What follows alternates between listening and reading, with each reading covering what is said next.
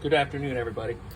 This is Tony once again with the second win now, and one from Rochambeau, and I'm real grateful to him and his channel. Won the TRM Shadow, and I figured I might as well just go through some of my history and some of the things that brought me to this point in collecting and being a knife admirer, and just kind of probably just a little bit of rambling. I'm prone to ramble a little, and I'm certainly long-winded, so we'll go through some different models and some different things about them. I probably won't talk too much about any particular model, but rather my history and in general some collecting things, some things recently. I kind of laid things out for everybody today as far as what I got with that. Certainly not all these are my favorites and friend type people in the industry, not personally friends, but I admire what their businesses are and how they operate. So we'll start off with the Shadow. Obviously it's really a super nice blade, extremely light. I wondered about how it would feel with the G10 and being such a premium knife and offering, and kind of like I was thinking, they kind of made up for it somewhere, right? The blade is absolutely incredible. This blade, it looks just to be about the perfect slicer, and even though it's a big blade, it just feels great. It melts in your hand kind of thing. 20 CV, nice. It's a pretty big blade. I've got, I don't know what you'd say, on my hands, but I really do like the ergonomics, and the blade itself is just super functional. It's probably one of the nicer blades that I have. Absolutely, the blade itself, just incredible, and the action's super smooth.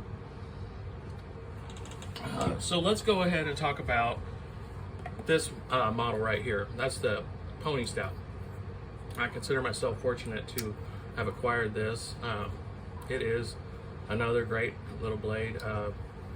For me, it's just about right size, everyday carry, just about ideal. The action is super smooth, well above the price point. I think this is one of the most high value per dollar that somebody could purchase without being an explicit sale price, let's say. Itself, for the retail price on that, is just amazing quality. And if you want to take a step up from that tier to this titanium flipper, we've got Gem Skeleton, and this is just amazing for the price in particular. Again, super high value purchase, around $250 I think, and just that's solid titanium. This is heavy, and it feels stable and heavy, and it feels good. It feels like it inspires confidence in cutting tasks, and it's a pretty big blade. I think it's closer to 4 inches, so it's real good size. So another knife I got recently, and I actually just got this, I don't know, 3 or 4 days ago. And I had another Tor folder. I actually had the Suitor model, and I had some lock stick concerns about it, and I contacted them. They were great. They were really great. They said, just send it back, whatever you want to do. And I just actually held on to it, and eventually, I ended up gifting it. But after that, I was kind of missing a Tor. I really like Tor a lot. I just take a personal interest in Tor for some reason. I just think it's really neat how they operate there, right around the USMC, and just they're veterans, and I think it's just amazing that they can produce. They do produce really high quality knives, and in that particular environment and the cost and everything. I mean, this was less than $200. Granted, it was on a sale of some type. I got it off of I can't remember, but there's a couple of them out there. It's $189, something like that. But for that, you've got that Tanto shape is just brutal. Like, it will cut through whatever it needs to cut through. It's got that pokey tip, and it just it just wants to cut, and it's all business, and yet it feels really great and refined. It's got a nice thickness to the titanium, and the thumb studs are not rough at all. They're smooth. Everything's smooth on this thing. There's no rough, or there's no cut. There's no problems. And before, when I saw this online, I thought, well, shit, they finally put in what they needed to. You know, they fixed it. But sure enough, I get it in, and it has a detent ball in what looks like the lock bar insert, but really, it's fine. Like, it really is fine, and it closes easy. There's no stick at all, and I'm just blown away. I gotta talk about this one. This is a Spartan. Interesting. This is a Spartan, going fast, plague doctor. And to me, this is one of those grail type purchases.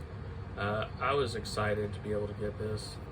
I had a bonus and everything at the time, and went ahead and picked it up, and it just fits perfectly. This is a 3.25, and for me, this is absolutely gorgeous, and it just cuts.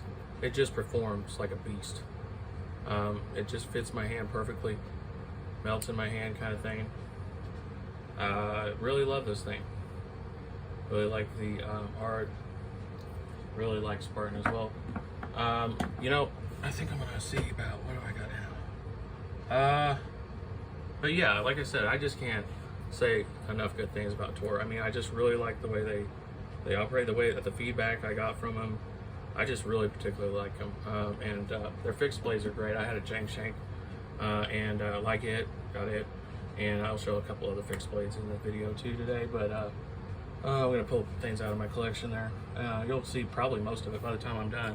I don't know how long I can record this for, but so I mentioned Jim Skelton. He's also coming up with what he's talking about, which I don't know for sure, but it seems like he's developing a prototype for something in the Hellfire folder with a cleaver type blade shape. I just love it if he would do that, because this is superb. You know, as far as the action and being a flipper, I like flippers a lot, and so I'm looking forward to anything he offers anytime, and this goes with that as well. This is just, for one thing, I'm always going to have a good association with it from Rochambeau and the Wind, and that's just, so I'm biased, yeah, because I want, of course, you know, but I really do like it a lot, and I think this is going to be here for the duration. And you know, it's one of those things, I just feel it, kind of like this one and like these as well. One thing about this collecting is you get to get some unusual kind of shapes and designs. That's always something I'm interested in. This is that CMB crisp blade shape. I purchased this off of Lefty Kev over at Lefty EDC, and he gave me a real good price. It's got like a blue titanium with a aluminum carbon foil, carbon fiber with aluminum foil, turbo aluminum, whatever. Anyway, crisp blade shape, super impractical and super cool, like this thing. You know, this hinderer, which I don't want to create any controversy or problems, but I got this and then learned about some of the things that had happened in the past, and it put a little negative spin on this Eclipse 3.5 with the red G10 scales. However, there's no way in hell I would sell this or return it. It's just too damn good. It's got the Magna Cut, yeah, I heard about that too, but it just fits so well, and that action is so good. There's no way in hell I'll do anything with this thing other than keep it. So I figured I'd mention that one. Of course, you know, I won the recent win was with Metal Complex was the win a few weeks ago, and I'm looking for that blade here. Here we go. So I was just fooling around with this thing this morning. Is there still blood on there? But I ended up getting myself pretty good. I had to get something open and just smacked my finger with that. But Metal Complex is a great content creator. Really just really great, as well as Lefty EDC and Roll Shambo. These are great content creators. I appreciate everything they do. They're the help, education, and reviews are just invaluable for a person like me who really likes to collect and fool around with pocket knives, basically. You know, this was one of my first ones when I got back into the hobby. I say back into because probably it was, probably 10 or 15 years where I took a break. And that is real indicator of a newbie right there, isn't it? We got the Benchmade logo, and then we got Tony's. I mean, that's just class. That's the SOCP folder. This thing is actually really nice. I do like it. Of course, it's expensive. I ordered it direct from Benchmade, and I paid for it. But then I also got this SOG Pentagon. Found out on Reddit that they were going for like an obscene low price, like $50 some, and it was too good to be true. It was actually, but they ended up honoring it because they had already sold it. It was like the code got out or something, man. And this thing is just sick. I think this thing is probably the best tactical folder.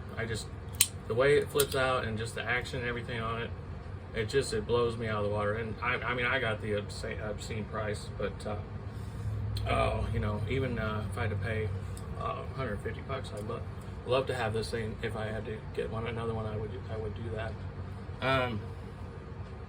So, you know, one of the blades I got relatively early on was this Commando blade, and that was important to me just because I've always liked daggers.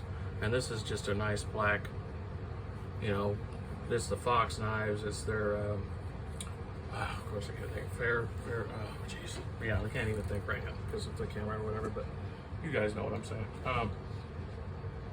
So that's just really neat. Is it practical? No. Am I gonna use it? Probably not. I'd like to have it. One of the things about me and knives is I had like a fairly cheap case knife originally. It was a mother pearl, and I'll never forget that either. That was when I was probably, I don't know, 10 or 11 maybe, really young. I remember having a Pakistan-made Talwar that was more like a dagger. I was like, 10 or 11 years old. But my first really good knife, my dad has been an instrumental part of my life and my knife enjoyment. And this right here was a custom made. And I was 12 years old, Christmas time, and ain't she a beauty? Look, I mean, I haven't even tried to keep it clean or anything. It's got a real good finish. It's maybe not the best thing, but you know, I love this thing, and I love my dad too. Thank God for him, and I thank him so much for everything. So, you know, I got to put that out there. What else are we looking at? So, I told you about the hiatus. Now, it'd probably been like 10, 15, whatever it was, a period from when I lived somewhere to live somewhere else in 10 years or something. You know, I had some Spydercos in my undergraduate college, and I started getting into it a little more heavy then, kind of along with some firearm collecting and things like that. But there was this one point with the Spyderco model in particular, and I can't recall it specifically at the time, but I felt kind of duped, you know, and it irritated me really pretty badly actually, and I kind of swore off knives at that point for a while. I don't, you know, it's been so long, it's hard to recall specifics, but it was something about where they were made, the kind of material, you know, those things didn't seem immediately transparent. Even in Spyderco's a gosh darn great company, you know. And so it was my particular feeling of not having the information to make an informed decision and making a poor decision and then being irritated about it. But rather than learn and go forward, I just sort of got irritated and decided that it wasn't worth the money, and that was fine for quite a while. I couldn't stay completely away, to be honest with you. I did get a few models over time, and one of them, for example, let me just find one of them for you. I still have it. It's a great example. Oh yeah, again with my dad. This was a gift from my dad, and this is a really, really nice, nice switchblade. And this was when switchblades were a lot more difficult to come by, and just an absolute beautiful switchblade there from my dad again. COVID hits, you know, and a lot of isolation happens. Social things kind of shut down, like everybody knows. And so I think I was looking for something, obviously looking for something pretty hard.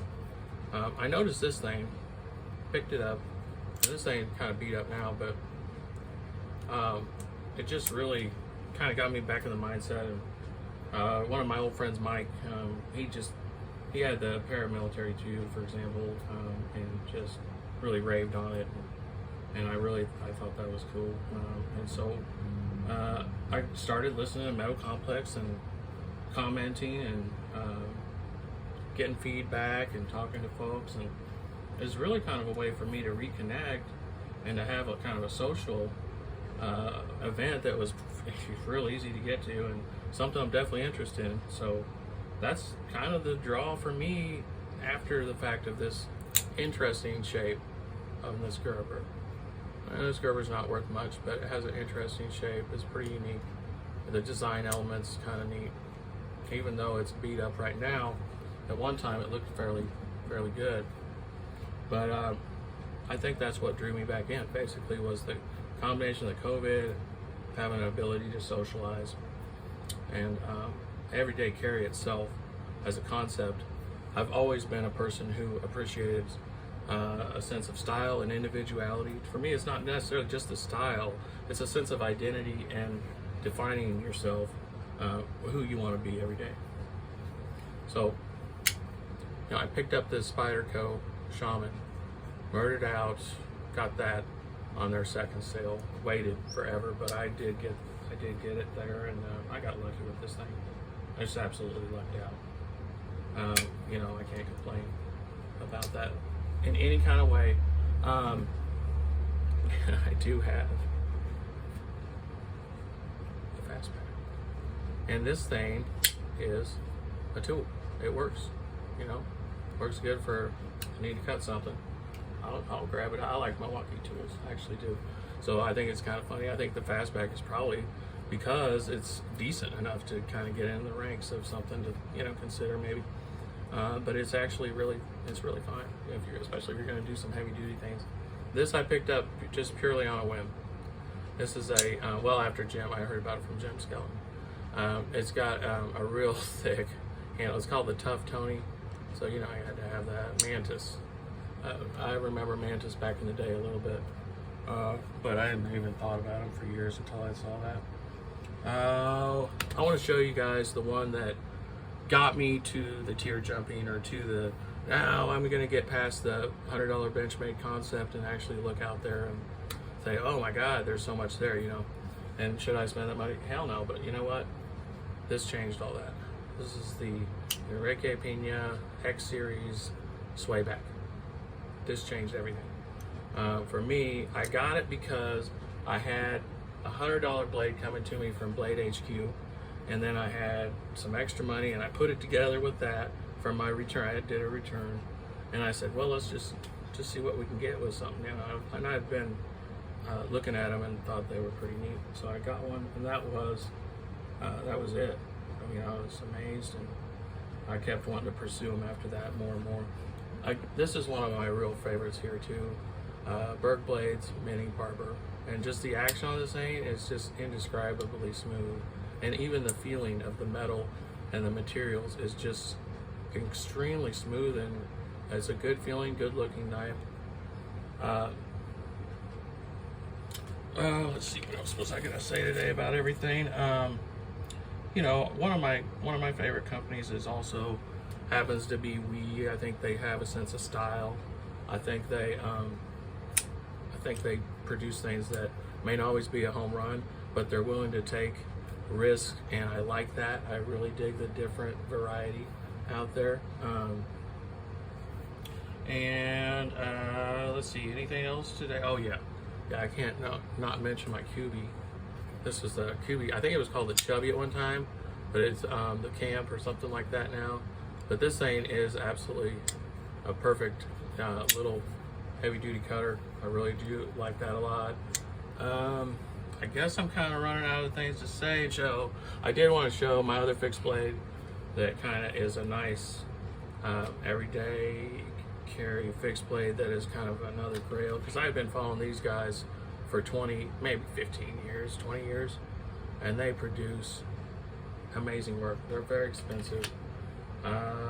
You know, when I lived down in Georgia, I started following this company way before I got back into knives, basically, and so I finally picked up one of those, and it's been a great blade. Thank you so much for the win here today, and I really do appreciate this win. It's really going to be more meaningful to me than a lot of other blades I have, due to the fact that it's from good people, and it was a good win. It was me winning, which never happens again. It'll probably never happen again in my life. That's fine with me. Well, it's not fine with me. Okay, actually, it sucks, but I'm very happy to have won twice in such a short period of time. And I think this community is the greatest. I love to socialize and communicate with folks, and just really appreciate everybody. And I want to thank you, everybody. So hope everybody's having a great afternoon. I hope to chat with you, talk with you, and talk about knives with you soon. Thank you.